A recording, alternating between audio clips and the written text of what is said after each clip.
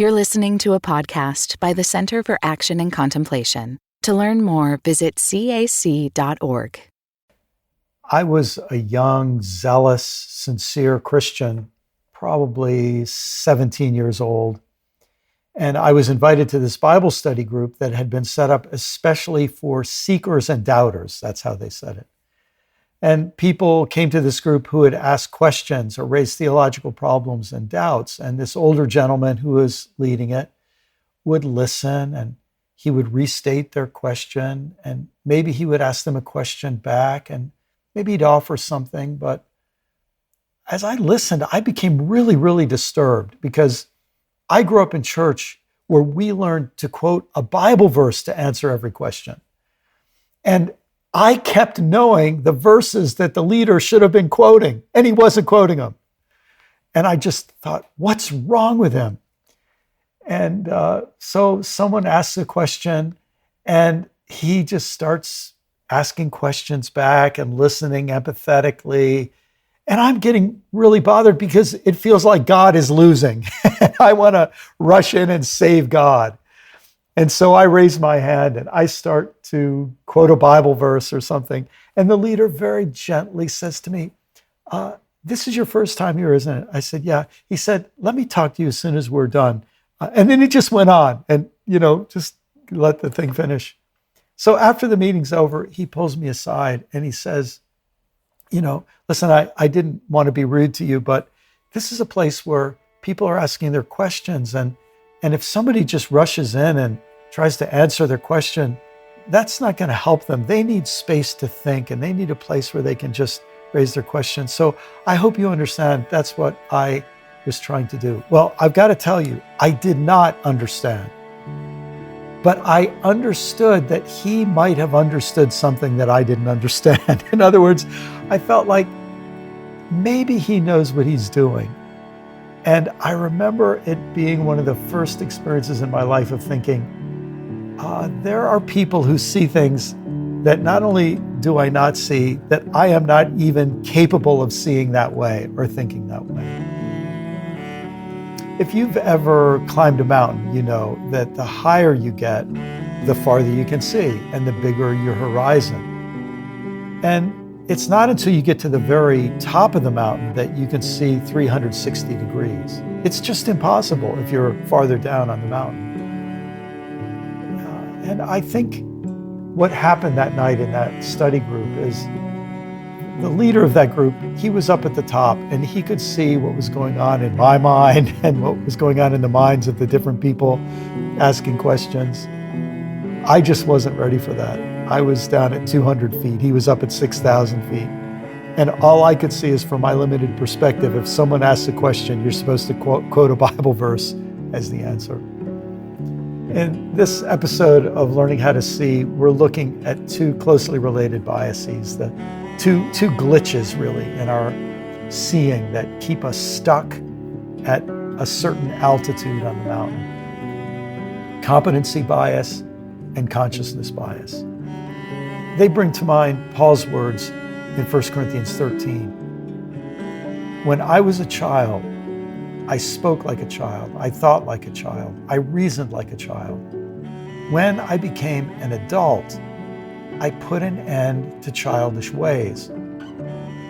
For now we see in a mirror, dimly, but then we will see face to face. Now I know only in part. Then I will know fully, even as I have been fully known. And now faith, hope, and love abide, these three. And the greatest of these is love. Well, I think we live long enough and we realize how right Paul was, that we all know in part. And if we want to know more fully and to see more fully, we need to begin by admitting how little we know. And that's why we learn to humble ourselves and pray. We do not see everything, so we do not know everything. We do not even know how much we do not know. Nor do we know how much of what we know is actually impartial, distorted, or false. That is why we seek to open our eyes to encounter the world afresh, in humility and in silent wonder, to learn to see.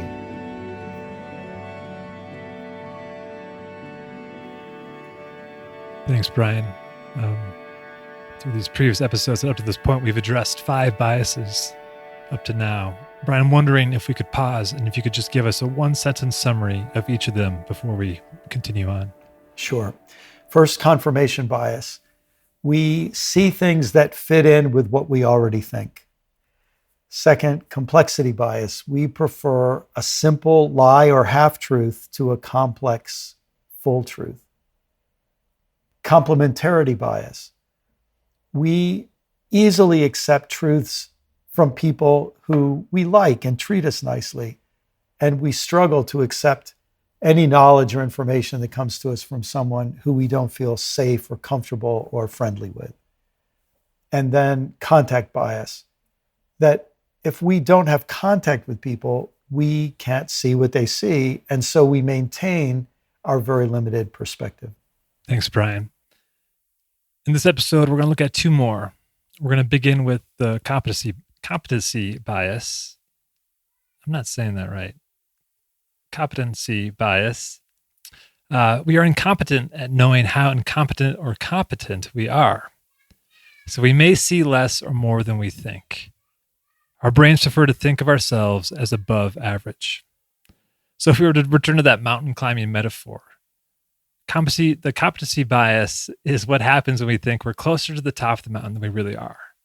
We think we see everything in all directions, but really our view is still very, very small. So team, when you hear these definitions, what are your first reactions? What comes to mind? I have to say what comes to mind to me is if that definition is fully complete.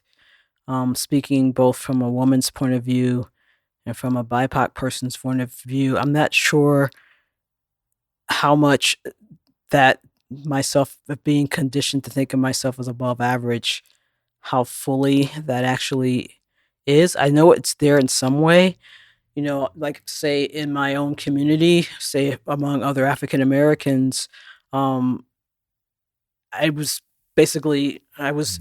tracked on a fast track for education, in the smart kids classes. But at the same time, both as a woman and as a BIPOC person, especially once busing happened, there were just so many ways where I was being told and shown that I was below average, and that too was also in my brain. So sometimes I think that there's actually more to this, that it has more dimensions, in that I may be more competent than I think I am sometimes, because I've been socialized to not to think of myself as competent. And there may also be expectations placed on me by my community that I may not be able to meet, but I've been socialized to give back in certain ways that maybe I'm not able to give back. So I do think that there's more dimensions to this bias, especially if you're not in a dominant culture, than what this definition brings. That's a really, really great point. And it's great that you bring up education, as an example, because one of the main sources for my understanding of this bias is a theory in education called the Dunning-Kruger hypothesis. And this is something that's been pretty thoroughly tested out. And in general, on average, most people tend to think of themselves as above average whenever you ask them, how they fit in their knowledge of something. But that's in general. And in general always hides the specifics, and majorities, in a sense, outweigh the evidence from minority groups. So that's the perfect example to bring up. And in fact, what the Dunning-Kruger hypothesis says, Gigi, is that we are incompetent to assess our own incompetence or our own competence. And if you think about it, this makes sense, because I have no way of knowing how much other people know. And so some of us are prone to think, I know a lot about this. I probably know more than most people, so we give ourselves an above average. But others of us who may be really competent, we know enough to know there's way more to know than we know. So we're the ones who are more likely to be humble and underestimate where we would come in the percentile rankings of how much we know. So it's such a great example. And another example from our last episode of how the communities we're part of can give us messages that we internalize, and then they become part of our internal confirmation bias. Other people told me I was a bad student. There I am being a bad student. Other people told me whatever, and we internalize those things. So such a great example to bring up. Thanks. Yeah, I know for myself, it was padded into my ego, as a white straight man, that I was way more competent than I am in many ways. And I also know that, being someone who has delved on the deep end of biblical studies and spirituality, that I also think I'm more competent in unknowing or in mystery than others are. And that has bit me in the ass so many times, where I've been in like a book study with somebody, or people will turn to me and be like, well, you have a couple degrees. Let's pause to think. And yet someone who has never studied at the supposed depth that I have will say the most wise, thoughtful, soulful thing. And I'm taking notes because I'm reminded once again that my socialization of my competence, or my how I think of my own competence, is actually needs to take a seat or be humbled just a few notches to the reality of what's going on around me. And so those moments are so enlightening when when I'm taken off my high horse. And also when I see others who my assumptions of their lack of knowledge or incompetence in a certain area are just far beyond what I thought. I just marvel in those moments of what's revealed, not only of that person, but the gifting that they give to me in those situations. It's funny.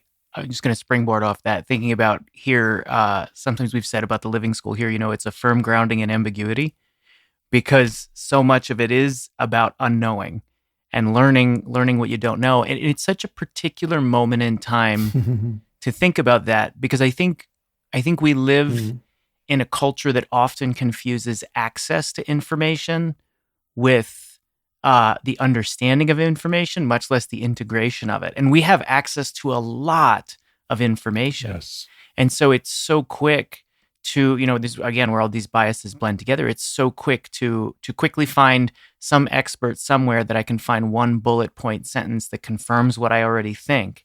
And then I piggyback their expertise and feel that I own that. And I worry at times that we're finding all these ways to kind of like inflate our understanding of how much we know. And it's this kind of paradoxical handicap. It's this paradoxical and unexpected challenge in having access to so much information that we can never fully sift through. I think this bias gets us into trouble when we, in both ways, the way that Gigi brought up, when we actually are capable of things that we don't think we're capable of, and when we think we're capable of things that we're not, or we think we have a full understanding of things we're not. And the irony is that both of those errors invite us to have an opportunity to learn and to discover, I really know more than I think I did, or I really am capable of more than I thought I was, or wow, I still have a lot to learn. This is a bias. I think that it's important to also talk about how it works in community, because that's also what I was talking about. There's the sort of socialized competency bias that we have on certain groups. Like there are certain groups who have competency. I think of Asians as a quote-unquote model minority. There are certain groups that have certain competencies, and so we only see them as being competent in that. And there are other groups who are just seen as incompetent in so many ways. So I think that it's also important to at least show the social and systemic way in which this bias is it's always showing its head, but in these times it seems to be showing its head in that way, and actually at this moment. So I just thought it was important also to flag that as well. So important. Thank you. Yeah, thanks, Gigi. And I just think too, it springs to mind of like how then it gets codified in policies, and then just perpetuates and builds upon itself over time. And sometimes it's harder to question because it can be so baked in to our systems at large. So thanks, Gigi. Holding all of that, I wonder if we can turn to our prayer to practice addressing the competency bias. Wellspring of all self-knowledge, Give me humility so that I do not overestimate my competence. Save me both from excessive confidence and a lack of confidence. Instead, please grant me proper confidence. to see myself, my abilities, and my limitations. With a clear eye and sound mind.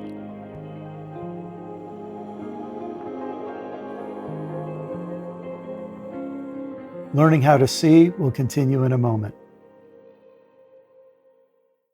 What does it mean to embody salt and light? In 2025, Richard Rohr's daily meditations turn to Jesus' timeless metaphor for reflecting love into the world. Amid this season of uncertainty, join us in living with trust, being salt and light. For 18 years, the daily meditations have inspired thousands of readers like you. Subscribe today at cac.org/saltlight2025. That's cac.org/SALTLIGHT2025. Our second bias for today is consciousness bias. This consciousness bias means basically a person's level of consciousness makes seeing some things possible when others impossible. Our brains see from a location or a level of maturity. Brian, your newest book provides one framework for talking about levels of consciousness and maturity. Could you briefly outline that 4-stage model that you refer to? Sure. And I think we all know that, any model of human development can be abused, and every model of human development simplifies. And there are some that are very, very simple. Like one of the best is one of the simplest, which Father Richard uses: first half of life, second half of life. And then many people are familiar with integral theory and Piaget and James Fowler and Lawrence Kohlberg and so many great theorists, Nicholas Slee and many others. But here's a simple framework. Simplicity is where we all start as children. And this is the stage of dualism, where we put things into the categories of right or wrong, us or them, in or out, friend or enemy, safe or dangerous, and so on. And then some of us stay there our whole lives. Some of us move into complexity, where now we start seeing those shades of gray, and we start seeing that there are many different ways to look at things, and we now try to master all of that complexity. You could say this is the stage of pragmatism, because we think we can do it. We think we can figure out the complexity and master it all. Many of us stay there our whole lives. But some people then go into perplexity, and perplexity is where we become suspicious about what we learned in simplicity and in complexity. And we go back and in a sense try to deconstruct it, and we see the inadequacies of it. And we might say this is the stage of skepticism and relativism. And then many of us, that's where we get, and we don't think there's anywhere else we could go.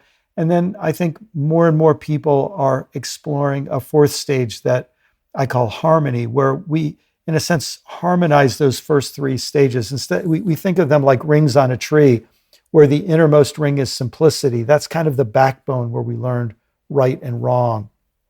But we didn't stop there. We added the ring of complexity, the pragmatism to grapple with the complexities of life. And we didn't stop there. We then embraced that in perplexity, where we learned how to think critically and ask questions and look at issues of systemic injustice. And really to look at biases is a very stage 3 thing to do.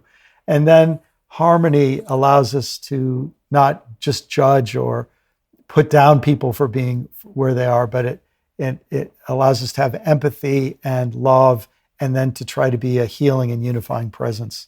So that little system, that little model might be helpful to people to take this bias and say, if you're at the stage of simplicity, there are certain things that come naturally to you. It's what you're learning to do. But some of those later operations, you're not ready for them yet. It's not that you're being a bad person. It's just that you haven't learned them yet, any more than for a person who's learning algebra and doesn't yet know trigonometry or calculus. They're not bad. In fact, they can't even learn calculus until they learn their algebra. So that's kind of the idea of stages. And there's this repeated contrast in the Bible between the wise and the foolish. And of special note are those who are wise in their own eyes, as Proverbs 3:7 says. Or in Philippians 2, Paul says, do not be wise in your own opinion. And so I think that's maybe the most important takeaway from any kind of model of stage theory or stages of consciousness, is to say, don't think that you see and know everything. And in fact, I think we could say that if you're at a more advanced level, you might be forgetting some things that people at earlier levels are specialists in, and you need them around to remind you of those things that you might be forgetting. I guess a way to say the same thing or a similar thing in Buddhist teaching is to say the opposite of being wise in your own eyes is to have the beginner's mind, so that whatever stage we're in, we maintain this idea: I have a lot to learn. I'm a beginner. Anyone can be my teacher, and that helps us, I think, to not be wise in our own eyes. This is interesting. Perhaps this is why Jesus spoke in parables, right? So simple, so deep, to invite people into that beginner's mind. My favorite early Christian mystic said that a really good sacred text or a really good sacred teaching scandalizes you. It has to. It has to scandalize your sense of certainty to crack you open so that you can learn. And the minute you think you have it, you don't. It's always a little bit of a riddle. That's great. I remember I was taught in school, there's inductive reasoning and deductive reasoning, but what you're describing is abductive reasoning. It abducts you, it cracks you open, it grabs you out of your normal categories and says, hold it, I don't know what's going on here, and puts you in that humble beginner's mind. Yeah, that makes me wonder if there's, with all of these biases, because I think in many ways all of these biases take you away from beginner's mind from seeing things with new eyes. And I come back to this. I think it was Shinru Suzuki who says, "Not knowing is most intimate." And so I wonder about the relationship between seeing things anew and intimacy, and just how difficult that is in our culture, and how these biases keep us separate from each other and separate from not just those who are different from us, but even separate from those who are even in our community. And so I wonder, I don't have any answers, but it's just a wondering about what having addressed these biases in some way, because we will always have them, but there are ways in which they don't have us, I guess. And so I wonder if what that does to intimacy when we're able to have these biases serve us more than us being slaves to those biases. Gigi, that quote that you read before, would that be apropos here? Sure. I actually have it right here. Give me 1 second. It's from Gary Zukav's Dancing Woolly Masters, and he's quoting a teacher named Al Chung Liang Huang, and this is the quote: "When I say that every lesson is the first lesson, it does not mean that we forget what we already know. It means that what we are doing is always new, because we are always doing it for the first time." Oh, that's so great to capture that sense that we all drift out of. We go into autopilot and we think. I think, as you were saying before, Gigi, we're in a conversation. We think, "Oh, I know what they're going to say," so we save some energy by not actually listening. But oh, what a beautiful challenge to us to keep in that posture of humility and openness. Mm-hmm. That's so true. I think about that too with when you see folks who have an easy confidence in where they're at, it's a 20-year-old who knows they're a 20-year-old and is eager to learn from that place of being a 20-year-old. They're not trying to impress upon others that they have the wisdom of an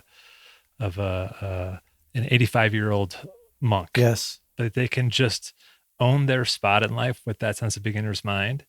And then I think in my mind, I imagine those folks are the same people when I meet an 80-year-old wise elder. They have that exact same energy of bringing that beginner's mind, that fresh present moment to the same in that same way that 20-year-old does. And I think that's what I hope to aspire to in these kind of conversations is, can I not pretend or project of who I want to be down the road, but can I just fully own where I am right now and laugh at the limitations of that, enjoy the riches of that, but not try to surpass or undermine it. Just enjoy it. Because this is my only chance to be a 40-year-old in this moment with my level of experience. Does that make sense, what I'm kind of getting at with that? Perfect. So much sense. It makes me think of the importance of curiosity, as another practice for getting out of that competency bias, coming with beginner's mind, being curious. That even if you think, or even if I think I'm competent, can I allow myself to be always learning, and to be in a place of curiosity of, okay, maybe I am, maybe I'm not competent, but what else do I need to know? Here's the prayer we'll be using to address consciousness bias. Voice who beckons me toward growth. Help me see what I am mature enough to see right now. And not only that, help me to know now how little I can know. Until I grow more mature. Grant me curiosity and awe. So that I may honor the bottomless, limitless wonder. And the beauty, glory, and mystery that permeates this world.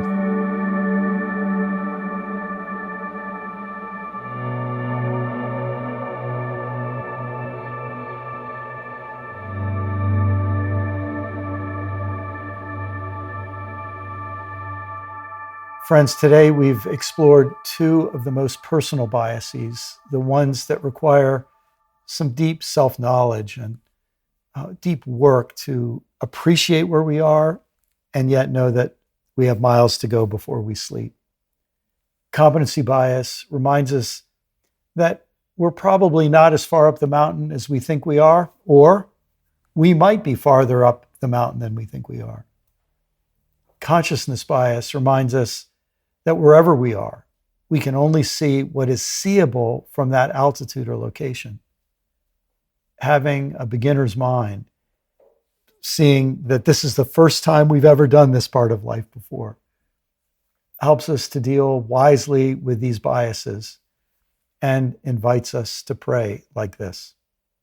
Again, we invite you to feel and affirm your desire to grow in your maturity so that your ability to see grows wider and deeper, not narrower and shallower with age.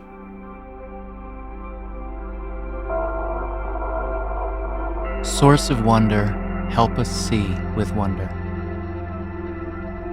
Depth of mystery, help us find delight in truths so profound that they surpass all knowing.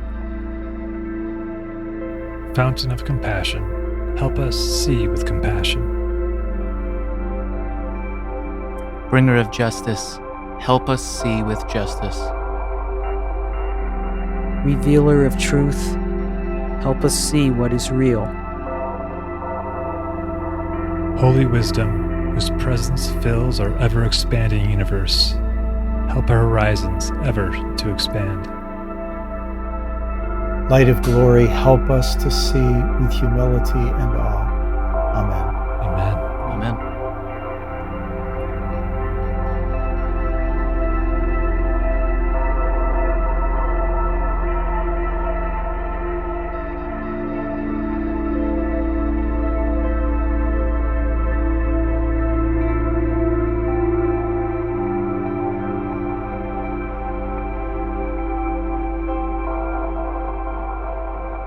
Thanks so much for joining us in this important time of prayer.